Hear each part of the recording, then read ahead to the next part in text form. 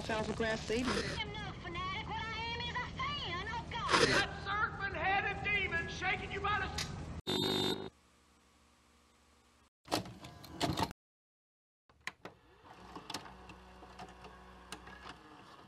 Have you ever driven on a rural road late at night all alone and feared that something was hiding in the darkness? Worried that behind the next tree or bush hid a monster? Would you ever pull over on this road? Could your fears ever come to realization? The darkness can be suffocating and can make your imagination run wild. Even in the most isolated parts, the darkness never makes you feel alone. Tales have arisen of monsters and spirits haunting such areas as the following story that I'm going to tell you about today. On October 19th, 1970, an Air Force cadet named Robert Bennett and his fiancée were driving on the rural roads of Fairfax County, Virginia. They were just returning from a football game that they had attended and were planning to visit one of their family members in the area. Around midnight, they would approach their uncle's house and pull over on the side of the road to park their car. While they were still waiting in the car, Robert would notice some sort of a mysterious figure at the rear of his car, moving towards them. Before they knew it, something would smash the front passenger window, and a man who looked like he was wearing a gray and white suit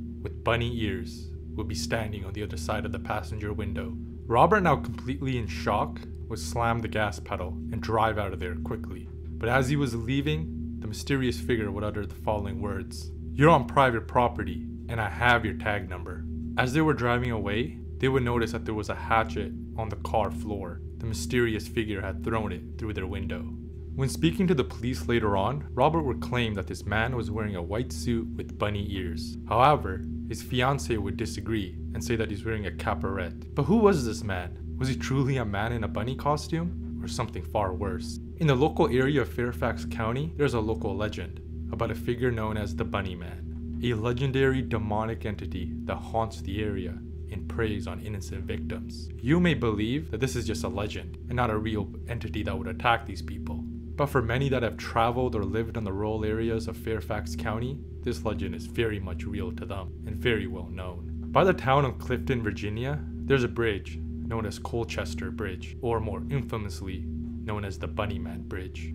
A bridge where the people claim is haunted by the spirit of an escaped convict from an insane asylum. A spirit that returns every Halloween dressed as a rabbit to kill new victims. When looking at the bridge, it is certainly creepy and disturbing, and more so during the night. But could there be any truth to this legend? What exactly is the Bunny Man? Is he actually a real demonic entity out there haunting people? And more importantly, did this demonic entity attack Robert and his fiancée on that night? Many people claim that this is simply an urban myth made up by local school children and spread through rumors. However, there are many other people that have claimed to seen this man, someone wearing a gray and white suit with long bunny ears, carrying an axe. In this video, we will analyze the legend and see once and for all if there's any truth to this story. So sit back and enjoy.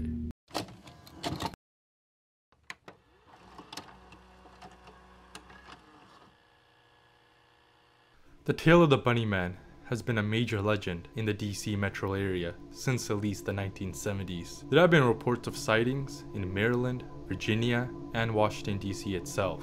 But like most tales, it's evolved and changed over time, and many different people will tell you many different variations of the same tale and the same entity. In the beginning, the Bunny Man was simply known as mostly a nuisance, a figure that will pop up in rural areas with an axe and try to intimidate or frighten people away. But eventually, the tale would evolve in the 80s, and the Bunny Man would come to be known as a serial killer, someone who mass murdered victims, including children, murdering people, especially around that Bunny Man Bridge, where every Halloween it was said that the entity would return and kill anyone near it. However, the most popular and well-known variation of this tale was actually uploaded on a website known as the Castle of Spirits in 1999. A man by the name of Timothy C. Forbes would upload his own version of the tale onto the internet and would title it The Clifton Bunny Man. This would be the most detailed and longest account of the Bunny Man, and has therefore attracted the most attention and scrutiny. So let's take a look at this tale and see if it offers us any truth behind this Bunny Man. In the beginning of this post, Timothy quickly recounts the history of the tale. He says that even though the Bunny Man had been committing murders since the early 1900s, the tale wouldn't truly become known until 1931. He lets us know that he himself has never seen the Bunny Man, but apparently all the people of Clifton believe it to be true. He also says that we can verify this information by visiting the old Clifton Library. Remember to keep that name in mind. According to Timothy, the story of the Bunny Man begins in 1903 near the rural town of Clifton, more specifically in an insane asylum located on the outskirts of the small town, where some of the most insane and dangerous men were contained. However, the residents of Clifton weren't too comfortable with an insane asylum so close, reasonably so they would eventually petition the local county government and ask for this insane asylum to be shut down and for the patients to be moved somewhere else. Eventually, a new asylum, known as Lorton Prison, was created for these individuals. The prison was built in the fall of 1904. After its completion in 1905, all the insane asylum patients from the old insane asylum would be gathered up and loaded onto buses for transport. As one of the buses was trying to make its way to the new asylum, the bus driver would lose control of the bus after apparently trying to avoid something in the road. The bus would eventually crash, and many of the patients would manage to escape. The police would quickly organize a manhunt and track down most of these escaped patients. However, 2 of them would elude the police. 2 patients managed to escape by the name of Marcus A. Wallister and Douglas J. Griffin.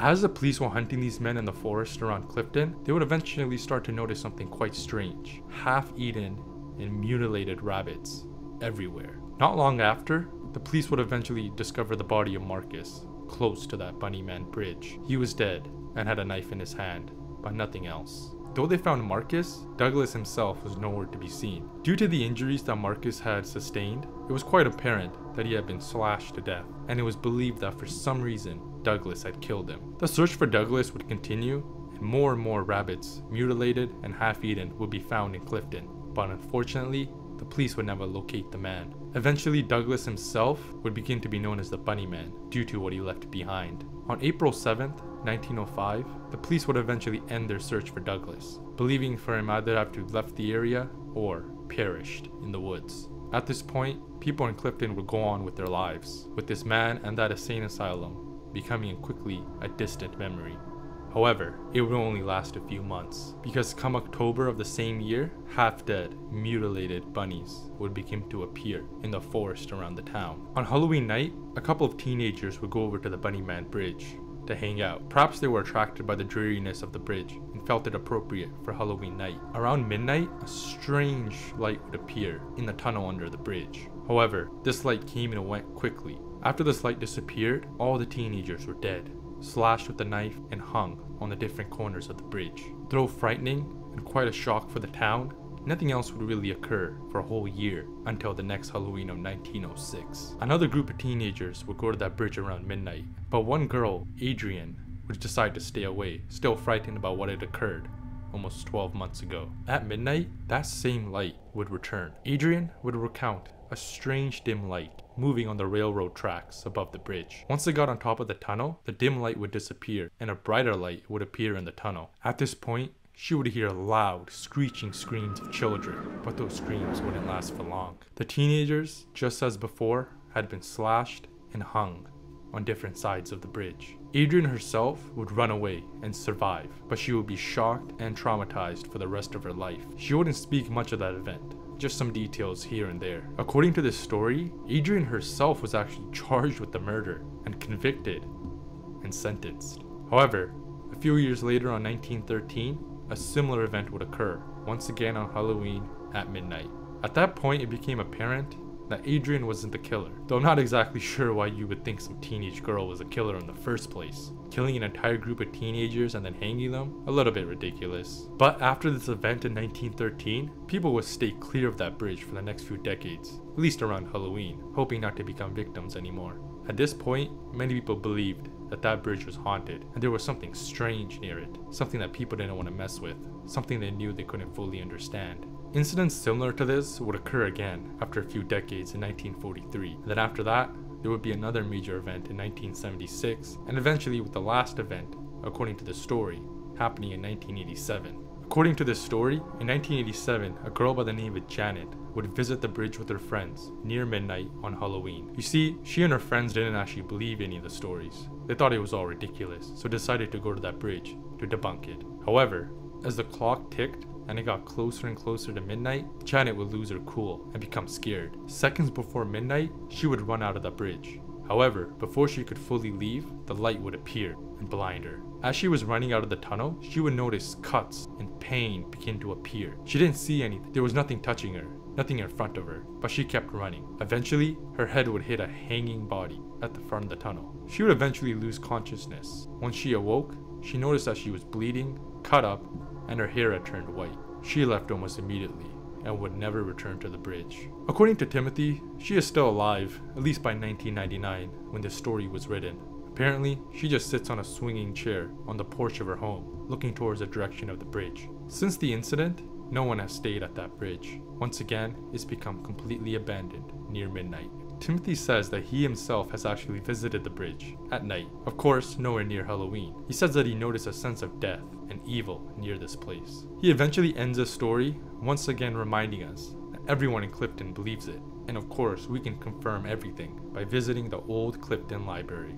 So right from the start, you notice a couple of important details about this story. It's supernatural, it involves multiple victims, a lot of the time children, and it also occurs only on a specific time and a specific date. The entity appears out of nowhere, it can't clearly be seen, and it disappears without a trace. It doesn't seem like it can be stopped or resisted. Certainly the makings of a spiritual, demonic entity, not from our mortal world. Quite a spectacular claim, but of course, spectacular claims require spectacular evidence. Now this tale itself offers us a lot of details. Names, locations, dates, everything. Surely, if it's a lie, they wouldn't offer so many details, because the more details your lie contains, the more easily it can be disproven. So again, is it true that this legend is real? At least according to the story, that there's a demonic entity out there that kills as it wishes, and there's nothing you can do to stop it, returns every Halloween night? Well, what's interesting is that we aren't alone in trying to answer this question. Due to the popularity of this tale, the government of Fairfax County itself will look into the issue, or more specifically, a man by the name of Brian Conley will look into it. Brian Conley himself was actually a Fairfax County Public Library historian, and he himself would ponder this question. He himself actually grew up in Fairfax County and would have heard the story many times during his childhood. The story had interested him, but later in his life, he would move past it and forget about it. However, when he worked for the Fairfax County, one day someone would come to his office and start asking the details about the Bunny Man to see if it was true. This itself would reignite his interest, and he would once again look into the story of the Bunny Man to see if there's any truth to it. He himself would conduct extensive research into the Bunny Man, looking at old government records, public newspaper stories, police records, and more. With the urban legend that I just read to you, that was published in 1999, Brian himself would look at this and offer the following details. According to Brian, from his research, there were a couple of things in this story that he just could not collaborate. For starters, the old Clifton Library, where the supposed evidence exists, doesn't actually exist itself. There is no old Clifton Library in the city of Clifton. Not today, and not yesterday. In addition, there was no insane asylum near the town of Clifton, today or at any point in history. And Lorden Prison, that was real, but it wasn't opened in 1904 or 1905 or anywhere near that. In fact, it was opened almost a decade later.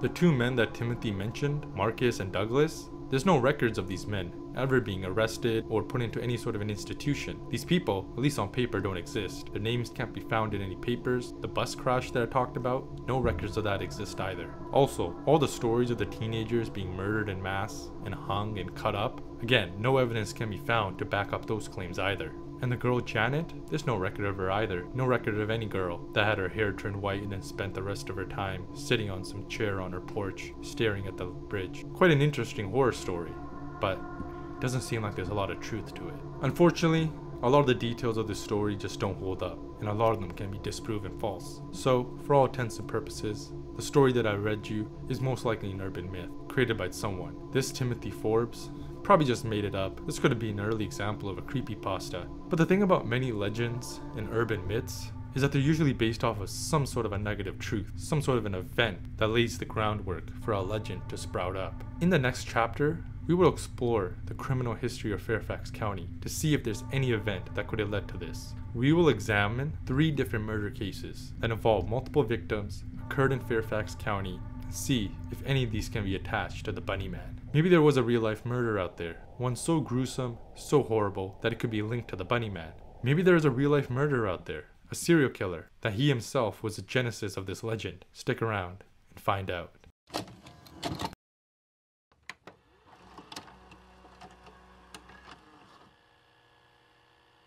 As I mentioned before, Brian Conley himself would perform extensive research into this subject to see what the cause of this legend is, and to see if there's any truth to its beginnings, any real life event that could have sprouted it.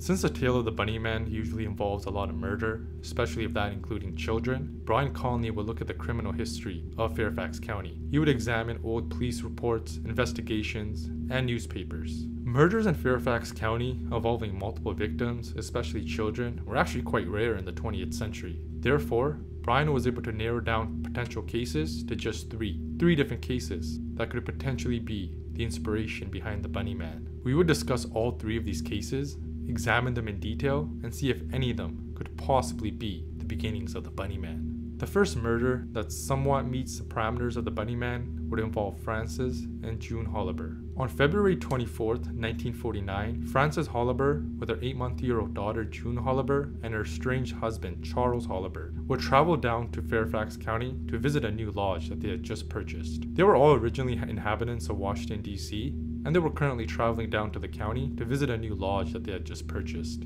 After leaving the lodge, their car would become stuck in the mud on the side of the road. After their wheels kept spinning for a moment, Frances and Charles themselves would begin to argue with one another. Eventually, Frances would have enough. She would grab her daughter and just walk away, perhaps planning to hitchhike her way back home or just walk. Anything to get away from her husband. Charles himself would spend the night in the car. The next morning, he would eventually find a ride back to Washington, D.C. For his wife and daughter, they themselves wouldn't make it home, or anywhere for that matter. Charles would eventually return the next day with his brother-in-law and a friend to recover their car. However, at this point, his wife and child were still missing, and they would finally be reported to the local police. Police from Fairfax County, Washington investigators, and even some Boy Scouts would team up together to search for Frances and her daughter. At about 5 p.m., one of the detectives would notice that the ground under his feet was a little soft. The dirt had been disturbed, and the investigators would decide to start digging. The police would dig the ground and find the remains of two individuals, Frances and her daughter June. They had been buried in a shallow grave about 200 yards from where the car had gotten stuck the day earlier. After performing an autopsy, it turns out that Frances had been beaten and shot twice, once in the head and once in the heart, while June, the little girl, had been buried alive. To make matters even worse, Charles himself would eventually admit and confess to the murder. Apparently he had been planning it for 3 weeks and had planned to carry it out on the visit to the lodge. But after his car had gotten stuck, he decided to change the plan. He originally didn't plan to report the disappearance. Perhaps since his car got stuck and he couldn't remove it for an entire day, perhaps he was afraid that because they were killed so close to it, that he would be linked to the crime. People would consider him a prime suspect, considering the fact that his car was literally 200 yards away from where they had been murdered. Perhaps that he was hoping that by reporting this crime, he could cover himself in a veneer of innocence, and hopefully the investigators would look the other way. Eventually, he was convicted and sentenced to death by electric chair. However, his lawyers would make an appeal successfully, and he would avoid the death penalty. Instead, he was adjudged to be insane and would be admitted to a mental hospital. Now, this crime does seem to match some of the details that we know about the Bunnyman.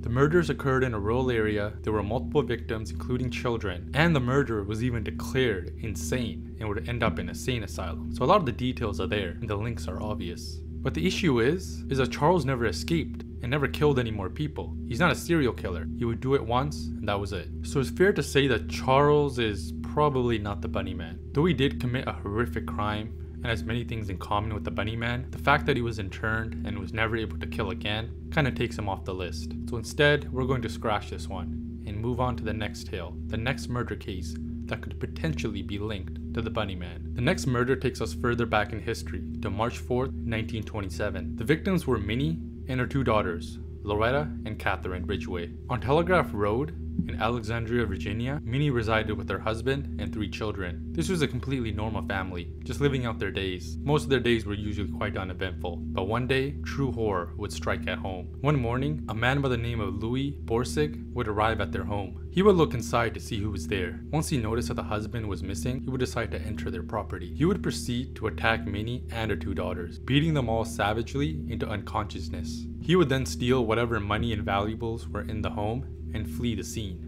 Eventually, a neighbor would come upon the house after hearing strange moans and sounds coming from inside the home. The 3 victims were taken to a hospital in Alexandria, but unfortunately, One of her daughters, Loretta, would pass away on the same day. Her other daughter, Catherine, would stay alive for another 8 days, but would also as well eventually pass. Only Minnie herself would recover from her injuries and be able to identify the assailant. Louis Borsic would eventually be arrested, tried, and sentenced to death. His execution would be carried out on July 7, 1927, only a few months after his crimes for the murders of Loretta and Catherine Ridgway.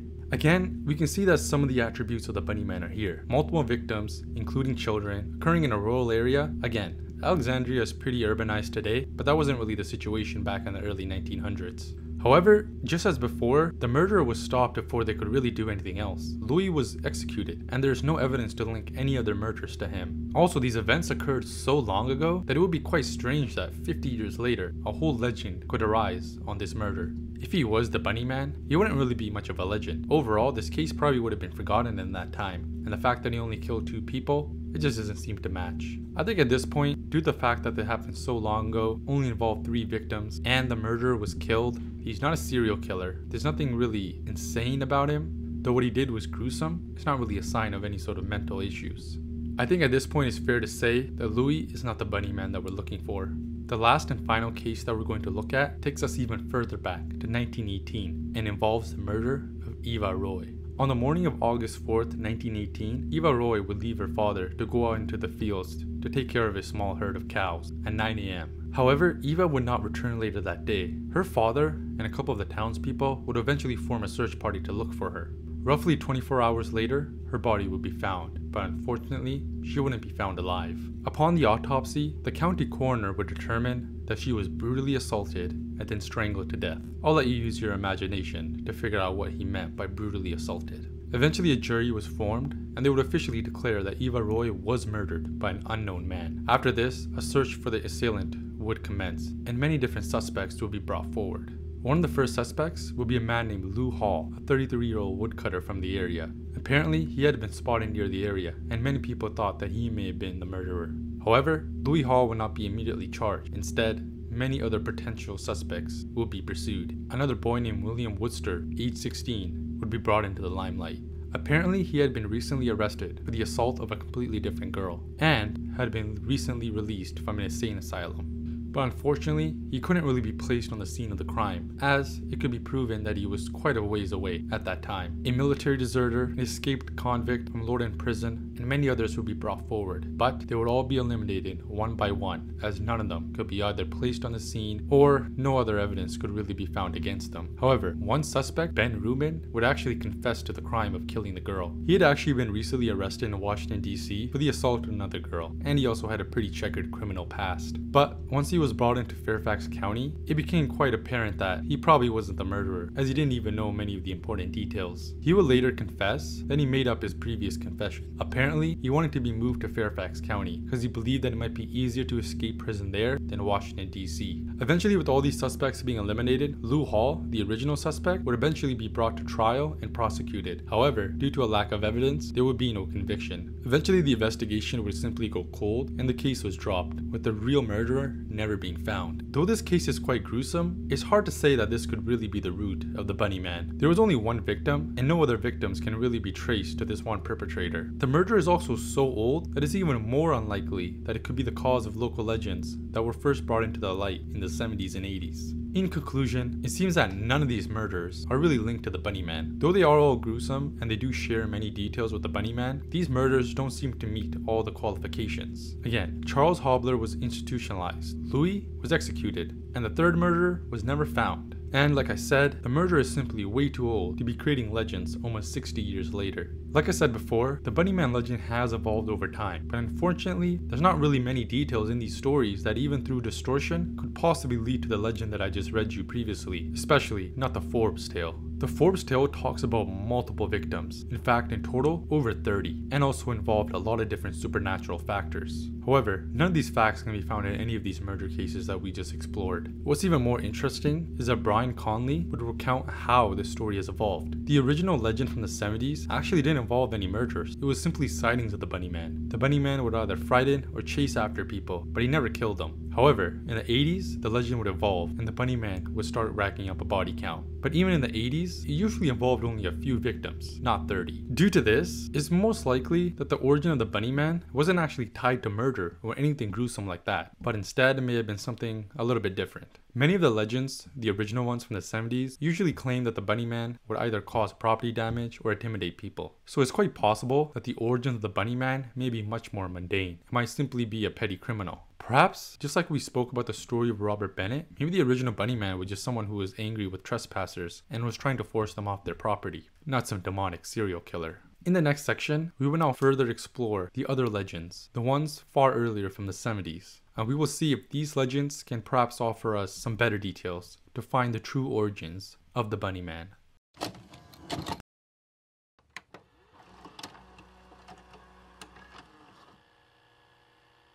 Brian Conley would hit a dead end by looking into murder cases. The bunny man simply wouldn't be found there. Perhaps he was too elusive, or perhaps he wasn't really involved in any murders. Either way, it was time to start looking in other areas. After 8 years of research, Brian would finally come to a breakthrough that would point him towards the truth. On November 11th, 2000, the Washington Post ran an article regarding something known as the Maryland Folklore Archive. Students from 3 different Maryland universities will work together to collect, research, and transcribe numerous local legends from the 1950s to the 1990s. Part of this collection included a paper that was written by a student named Patricia Johnson in 1973 called The Bunny Man. In this paper, Patricia would interview 33 different people between the ages of 15 and 18 and ask them questions about the bunny man and their version of his story. In the paper, Johnson would state that this tale met all the requirements of an urban legend due to the following 3 points. It takes place in an urban setting, existed prior to her project, and had appeared in print as truth. She would also reference some Washington Post article that apparently backed up the claim that the bunny man was real. Unfortunately, Brian wouldn't really be able to find this article. So instead, he would decide to dig deeper into her paper and see if there were other leads that he could follow. When looking at the different interviews that Johnson conducted and included in her paper, you quickly notice that there were many different variations told by the different people. Many different details were given, however, there were some consistencies between them. The following is a list of the most common details that appeared in a lot of these different stories about the bunny man. In these stories, a total of 14 different locations were mentioned by the interviewees. 18 stories involved the bunny man chasing after someone or just intimidating them. The victims in the case are usually children, and the bunny man is carrying a hatchet or axe. 14 versions of the stories involve some sort of an attack on a car. 5 appear to claim that the bunny man vandalizes homes or other buildings. And lastly, only 3 of them mention murder. Again, when we look at these details, very few of them seem to back any of the popular urban legends, especially the one that we read by Forbes. And again, this paper was written in 1973, 26 years before that Forbes story. And it seems that very little of the original bunny man legend actually makes it into that story. I think it's fair to say that the story by Forbes is really more of a creepypasta than any sort of a real life account, and nowhere near the reality, just a sensational article. The bunny man, as depicted by Forbes, definitely does not exist. However, the fact that there's all these other legends out there, well, that means that there could be something out there. If you look at the list that I just gave you of all the different details that were mentioned by the interviewees, you'll notice that some of these details match the story that I told you about Robert Bennett at the beginning of this video. In the beginning with the encounter that I spoke of, the man was believed to be wearing some sort of a costume that made him look like a bunny. He had a hatchet and he attacked the car. Another thing that's interesting about Johnson's paper is that she herself claims that the first time she heard of the story was near Halloween of 1970. Again, as you might remember, Robert Bennett's attack occurred on October 19th, 1970. It is potentially possible that the real origin of the bunny man may have been that attack on Robert himself, as many of the details seem to align with his story and the dates seem to match. Perhaps there wasn't some insane supernatural events from the 1940s, 30s, 20s, or 10s, but instead it was something from the 1970s. Something simple as just a man dressed as a bunny upset that someone was trespassing on his land. But if it is 1970, perhaps we should take a deeper look at that year to see what was really going on.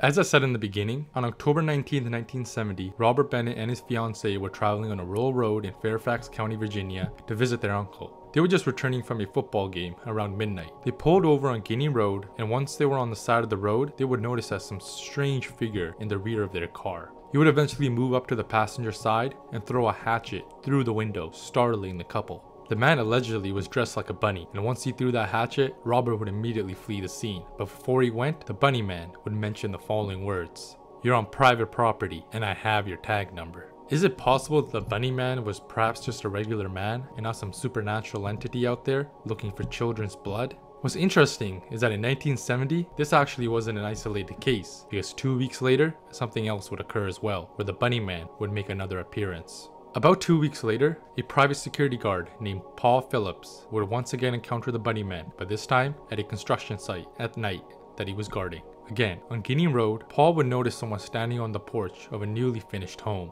Paul would claim that this man was dressed in a suit, white and gray, and appeared to have bunny ears as well. Paul would eventually go up to the man and try to strike up a conversation to see what exactly was going on and why he was on the property. However, as he was trying to talk to the bunny man would pull out an axe and start chopping at the pole on the porch. He would tell the security guard that all you people trespass around here. He would chop at the pole 8 times and then tell the security guard that if he didn't get out of there, he would bust his head in. At this point, Phillips, frightened, would run back to his car to grab his handgun and come back to confront the bunny man. However, by then, the bunny man had fled back into the forest, never to be seen around there again. Phillips would point out that the man seemed to be around his 20s. Again, if you look back at Johnson's paper, you notice that one of the things with the bunny man is that he was known to frighten people with axes. In this case, the bunny man didn't attack the person.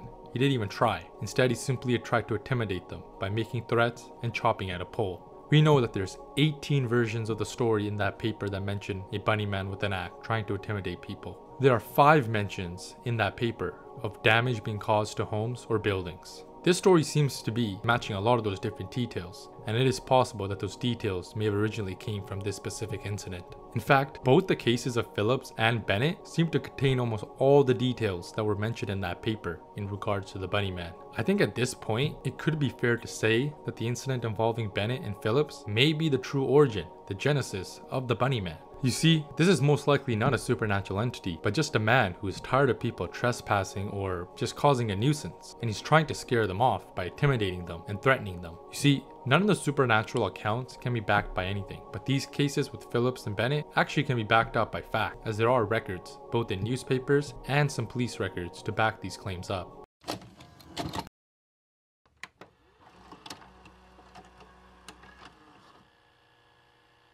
So, Brian Conley himself would go into police records to search up these 2 incidents with Bennett and Phillips. Unfortunately, the Fairfax Police Department did not have anything in relation to Bennett, but they did have the case information for Phillips. When Brian read the police report, he was pretty much able to agree all the different facts about Phillips that he had read in the paper and from other sources. At 10:30 p.m. on October 29, 1970, 6 officers responded to an incident on Guinea Road. They were there in regards to a suspect that was believed to be wearing a white and gray bunny suit. The bunny man, however, would not be found by the police, and the case would be taken up by investigator W.L. Johnson. Johnson would visit the construction site and launch an extensive investigation into the matter. Eventually, he would be contacted by another man who claimed to have been called by someone referring to themselves as the Axeman. Johnson would listen to this man, and the man would note that the Axeman was mad with him because apparently he had been messing up his property by dumping tree stumps, limbs, and brush onto his land. This person that contacted Johnson would also claim that the Axeman who had called him on the phone sounded like he was in his early 20s and was definitely male. The Axeman on his call wanted to meet with this person. The police would eventually do a stakeout where they had the man call the Axeman and tell him to come meet him. Unfortunately, the Axeman would never appear. Johnson would eventually conclude his investigation by saying, after a very extensive investigation into this and all the other causes of the same nature, it is still unsubstantiated as to whether or not there really is a white rabbit. Unfortunately, in this situation, the police were never able to locate the bunny man or even get any clues to what his identity could possibly be. So there was no absolute confirmation that the bunny man exists. However, we do have other witnesses, Phillips and Bennett, and of course, this other caller who himself had been contacted by someone referring to themselves as the Axeman. These witnesses offered many details that all seemed to match with one another and match with all the different legends that we've heard from the people of Fairfax, Virginia, especially from the early 70s and 80s. At this point, it's fair to say that the true genesis of the bunny man was Bennett and Phillips. The bunny man does exist, however, he is not a supernatural entity murdering people at the Colchester Bridge. Instead, it's just a man that seems to be very angry, trespassers and other people that are causing property damage and causing a nuisance. Though we may never know the true identity of the Bunny Man, we do have certain details about him. We know, per the witnesses, that he does wear a white and gray suit, he has something on his head that looks like bunnies, he's a man in his early 20s, he does have an axe, and he does like to intimidate people and try to frighten them away. However, he is clearly no supernatural or demonic entity. Instead, he just seems like a regular man who doesn't like others coming onto his property and certainly has a lot of issues with the people in the local area.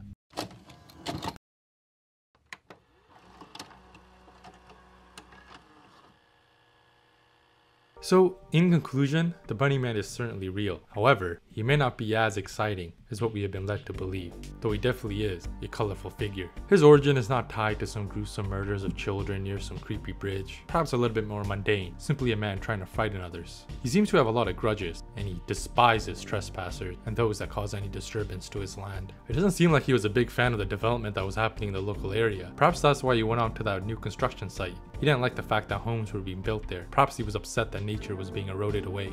Now, in regards to these developments, it is important to note that Fairfax County was actually very rural. Of course, with World War II, there was a huge expansion in the local area. Fairfax County is right next to Washington, D.C., and as the government grew and new government agencies were created during and after World War II, many different people would start moving into the area in order to take up these jobs, and this will lead to more development of the urban areas and, most importantly, the suburbs. Old natural areas will be bulldozed and many new homes will be built. I think it's quite fair to say that the people that were already living there may have been a little bit upset with how their way of life was completely changing. Their once rural communities now becoming urban jungles. I'm sure many of them were upset, but it seems like only the Bunny Man was willing to do something. He didn't really do much, but he definitely did lash out a little. At the end of the day, this Bunny Man may have just been a desperate man trying to fight against the winds of change. Someone not wanting this new trend of suburbia from taking over his old way of life, trying his best to resist, but of course, there was only so much he could do. You know, he kind of reminds me of the old man from Up. You know, the guy who refused to sell his property. Everything was being developed around him and changing, but he refused to change. And eventually, even he himself would lash out violently. I believe that the Bunny Man may actually be the embodiment of embracing tradition and rejecting modernity. Though, I'm not exactly sure why he was wearing a bunny suit. Maybe that was just to represent the local nature. Perhaps he was like a Lorax, speaking for the animals that can't speak for themselves. Or perhaps that was the only disguise he could get his hands on. In conclusion, from all the research that I've done, the Bunny Man is real, but again, like I said before, it comes from the Phillips and the Bennett incidents. Most likely anyhow. Because all the details of the earliest legends are very strongly connected to their tales. The Bunny Man is not a demonic supernatural entity. Instead, he's just a man angry at the world. And in some ways, that might be even more dangerous. The paper published by Patricia Johnson contains many different variations of the story, but most of those variations share a lot in common with the Bennett and Phillips case. People heard these incidents in the paper or on television, and through a game of real-life telephone, changed some of the details as they passed the tale from one to another. Some others probably exaggerated some of the details in order to scare others, perhaps so they could have a good campfire story. Again, there's really no evidence of any other story before 1970 that links to the Bunny Man. Neither Patricia or W.L. Johnson could find any evidence of earlier events that could possibly be the origin of this tale. These supernatural tales about a demonic entity were most likely just rumors shared by school children and those around the campfire to scare others. These type of stories, and especially the one that I read by Forbes, is certainly not true, just an exaggeration. It's really more of a creepypasta than anything else. Perhaps one of the first creepypastas actually. It seems that the original tale has been greatly morphed and distorted from its original events. But the true story, as with the evidence that I've seen and the others I've seen like Brian Conley, is actually just a frustrated man that seems to be very upset with the people on his land and all the developments happening in the local area. You see, if there is a demonic entity out there, it's definitely good at covering its tracks. But unfortunately, until we have any evidence, it's really hard to say that there's any truth to the supernatural elements of this tale. So I must conclude that there is nothing supernatural here, and at the end of the day, it's really just a normal man. You know, this man might not be evil, he might not be the bad guy. Instead, he's simply a victim of a modernity and progress. No way to resist except to lash out, but even then, he can only do it a few times before hanging up the axe.